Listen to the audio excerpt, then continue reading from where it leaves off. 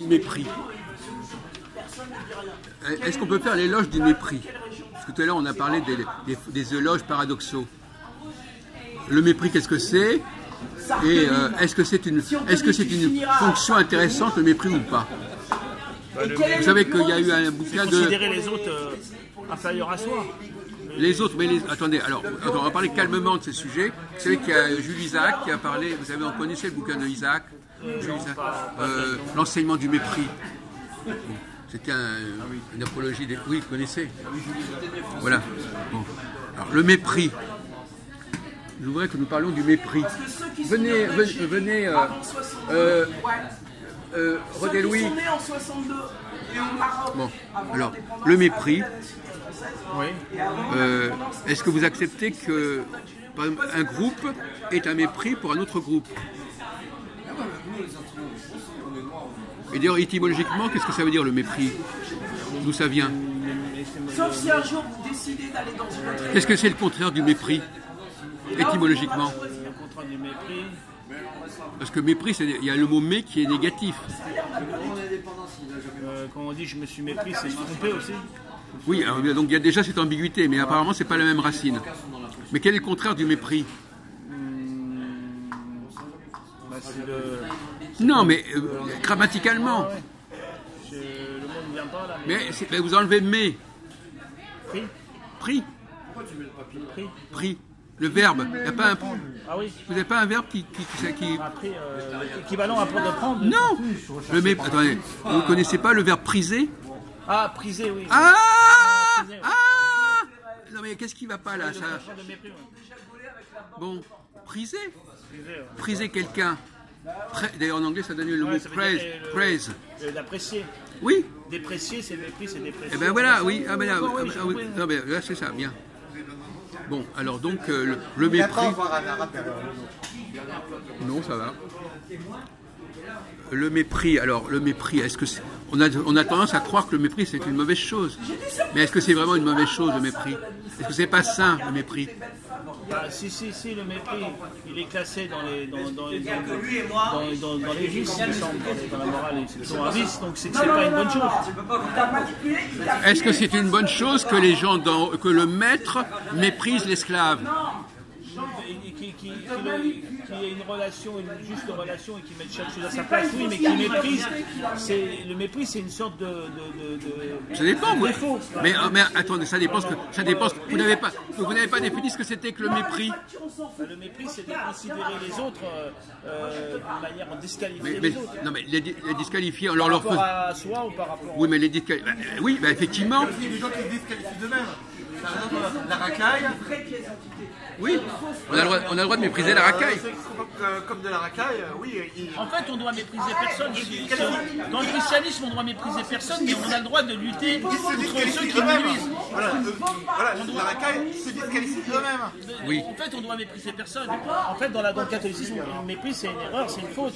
On doit mépriser personne, mais ça ne veut pas dire qu'on ne doit pas redresser les gens, leur dire les vérités qui les concernent et les mettre dans le droit chemin, mais on ne doit jamais les mépriser, en fait. Mais encore une fois, on n'a pas défini ce que c'était le mépris. Bah, le mépris, c'est le fait de... Mais il y a peut-être des façons plus ou moins heureuses d'exprimer son mépris. Après, c'est plutôt dans la littérature une façon de parler où on dit on met en avant un certain mépris. Voilà. Voilà, oui, par exemple, quand Nicolas Sarkozy avait employé le terme racaille, il y avait des gens qui avaient trouvé que c'était un terme méprisant. Oui. Mais alors, justement, on pourrait se demander... Ça dépend si on entend le mépris au sens strict ou dans un sens élargi. Oui. Il y a une chose qui vous semble, vous avez oublié complètement d'entrer dans votre tête, c'est que tout dépend... Je ne voudrais pas vous mettre sur la voie, parce que c'est trop facile, mais dans quelles conditions le mépris est une bonne chose, et dans quelles conditions il est insupportable. Dans quel cas il est supportable, dans quel cas il est insupportable. C'est pas compliqué à comprendre, mais il faut faire un peu de sociologie dans la tête. Il faut faire un peu de sociologie. Dans quel cas il est supportable? Oui, dans quel cas il est même normal. Parce qu'en fin de compte, la question n'est pas de savoir s'il y a le mépris. Tu me méprises? la question, c'est pas de savoir si le mépris est bon ou mauvais, c'est la question de savoir quand est-ce qu'il est bon et quand est-ce qu'il est mauvais. C'est ça la vraie question.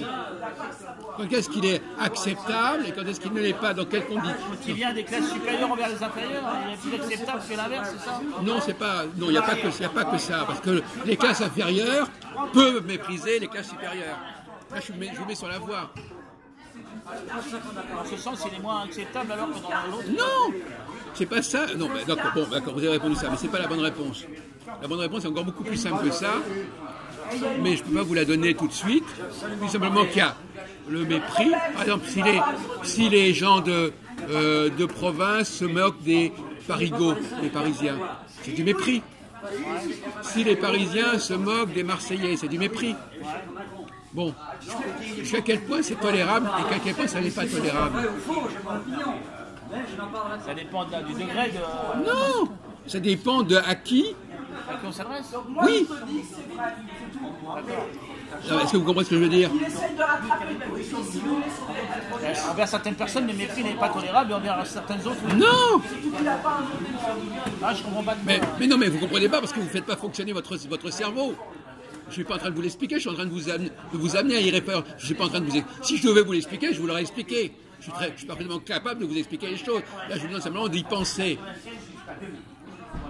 Même Saïd, il peut peut-être y penser. D'ailleurs, normalement, il pourrait y penser. Dans quel cas on peut dire des choses méprisantes sur les gens et dans quel cas on ne peut pas le faire? Dans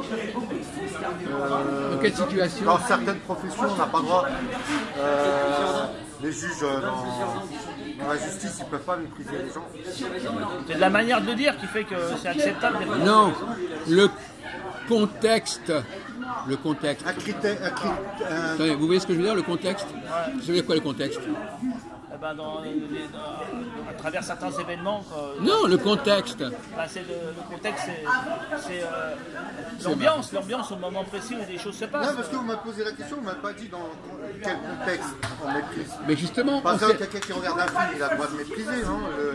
Attendez, vous êtes dans la même situation que Jean-Paul. Je ne lui ai pas donné la réponse. J'ai posé la question. Et je donne des éléments pour arriver à la réponse. Vous n'avez pas compris que moi je travaillais comme ça. Je pose des questions et je mets des indices pour qu'on trouve la réponse. Par exemple, on ne peut pas mépriser quelqu'un qui nous nourrit. Le contexte, on ne peut pas mépriser quelqu'un qui est faible, par exemple. Voilà, par exemple, François Hollande, par exemple.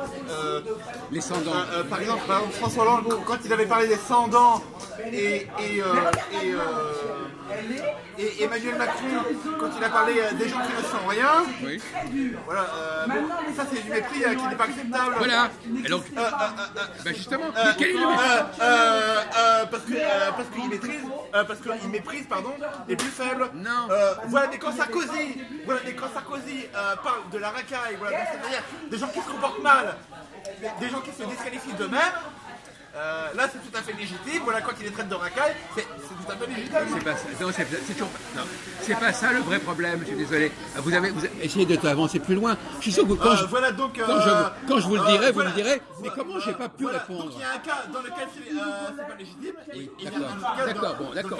On a compris votre position. Bon, c'est pas encore ça. C'est pas ça. Mais quand je vous donne la réponse, vous me direz, mais c'est évident. Mais, le contexte social. Non, je vous dis. Dans quel contexte, alors je ne veux pas non plus préciser, dans quel contexte je peux être méprisant, dans quel contexte je ne peux pas l'être. Quand on est avec moi, je peux répondre le mépris alors peut-être. Non. Son patron, on ne peut pas mépriser son patron. Je sais pas, je vois pas ce qui va. Mais justement, c'est votre problème, c'est que vous ne voyez pas. Bon. Est-ce qu'il y a quelqu'un qui peut sauver l'honneur ici? On ne peut pas mépriser son médecin. Attendez, je vais vous mettre sur la voie. Il ne s'agit pas de mépriser, il s'agit d'exprimer son mépris. Vous voyez, ça peut vous arranger ça? C'est pas la question. Le mépris, il s'exprime. C'est pas mépriser. Par exemple, si vous avez votre mépris dans la tête, vous méprisez quelqu'un dans votre tête, c'est pas la même chose que si vous exprimez votre mépris. Donc voyez-vous, le mépris, il faut savoir si c'est intérieur ou extérieur déjà. Bon, on va pas vous juger en disant celui-là il méprise, il garde ça dans sa tête, mais il méprise. Est-ce que vous approchez là? C'est la fameuse histoire de cache-tampon. Est-ce que vous brûlez? Cache-tampon. Cache-tampon, vous connaissez pas le jeu de cache-tampon? Le jeu de cache-tampon, vous connaissez le jeu de cache-tampon? Et vous connaissez? Gilbert. Gilbert. Cache-tampon, c'est quoi le jeu cache-tampon? Non, mais vous n'êtes pas filmé. Qu'est-ce que c'est que le jeu de cache-tampon? Un jeu de quoi? Le jeu du cache-tampon. Cache-tampon. Cache-tampon. Jouer au cache-tampon. Cache-tampon. Oui, c'est quoi le jeu? C'est quoi ce jeu? Le cache. Bon, demandez à Jean. Attendez, demandez à Jean. Jean, Aude, Philippe, tu sais jouer au jeu du cache-tampon? Non, c'est un jeu qu'on joue depuis des siècles en France. Ouais, mais apparemment. Bon, ben d'accord. Jean, vous pouvez venir une seconde? Jean. Non, attends, on est sur le... Aude. Bon. Aude, cache-tampon, c'est quoi ce jeu? Non, ça marche Elle va penser au tampon féminin, là. Ouais, j'ai entendu déjà ce mot, mais je sais pas. Bon, le jeu du cache-tampon, c'est un peu comme Colin Maillard, c'est des jeux institutionnels, c'est des jeux hyper classiques. Jean, qu'est-ce que c'est que jouer au jeu du cache-tampon? Au jeu de Cache-tampon. cache-tampon? Oui. Je ne sais pas. Oh la honte, t'as inventé des jeux. Un chien. Alors, bon, regardez dans Google cache-tampon. Voilà. Non, mais c'est ça. Vous voulez, voilà. Non, j'ai déjà Ouais, entendu, mais tu sais que le Google, c'est une ça affaire. existe. Comment? Non, mais là, cache-tampon, c'est Les charges. Genre un vieux jeu de l'après-guerre. Cache-cache, je connais. Cache-cache, je connais. Oui, charge. chat perché. Attendez, il va nous le dire. Cache-tampon. Cache-tampon, Voilà. peut-être que cache-tampon, hop, chat. Tu veux savoir un truc Non, incroyable? c'est Colin Maillard, ça. Chat. Ah, Non. trois soleils, des conneries comme ça. Alors voilà. Alors il a trouvé cache-tampon. Jeu d'enfant où l'on cache quelque chose pour le rechercher par un autre ou par les autres. Parce qu'en 89, La course au trésor. Cache-tampon. mais si, en 89, Voilà. t'avais Alors je sais pas, je suis désolé. C'est un truc hyper classique, ça connaît, on le joue depuis des siècles. Et vous savez pas. Comment? Pas dans ce siècle-là. Pour nous, on est trop jeunes. Ah ben oui, J'ai oui, voulu mais cacher un vous portable. n'êtes pas censé savoir que les choses que vous avez connues. Ouais, mais là, j'avais déjà entendu vite fait, mais. Bon, voilà. Donc, bon, ça fait une petite digression sur le cache-tampon, c'est intéressant. Mais alors, je vous dis, vous, quand je dis à quelqu'un, par exemple, vous brûlez, ça renvoie au cache-tampon. Vous savez pas ça? Ah ouais, tu brûles, tu. Eh ben oui, vous n'avez jamais compris que quand on dit à quelqu'un que tu brûles, c'est dans le cadre du cache-tampon. Vous savez pas ça? Si, ça me revient. Ah, ça vous revient. Donc vous vieillissez là, donc ça, vous l'aviez cette information. Vous employez parfois l'expression, par exemple Jean, vous disiez, est-ce que vous dites parfois tu brûles? Quand on te pose une question, tu brûles. Bon, vous l'employez, vous l'employez? Cache-tampon? Non, tu brûles. Oui, non, mais je sais, mais. Ouais, j'ai déjà employé, mais pas pour d'autres jeux, ouais. Non, tu brûles, c'est-à-dire que tu te rapproches de l'objet caché. Oui, et ben voilà. Eh ben, ça ne se comprend que dans le cas du cache-tampon. D'accord. Dans ce jeu, Oui, c'est alors. transposé à d'autres choses, puisque vous-même vous venez de le transposer à notre problème sur le mépris. Vous avez fait une analogie. Non, j'ai pas transposé, j'ai dit que j'aurais pu l'employer dans n'importe quel cas. C'est pas sur le mépris là que j'ai employé cette expression. Je veux vous dire que vous vous approchez de la solution. On devrait y aller, métro. Et on va reprendre ça alors. Sur le mépris, c'est intéressant. Donc vous savez toujours pas ce que c'est que le problème de mépris qui passe et qui passe pas. On dit bonsoir. Bonsoir.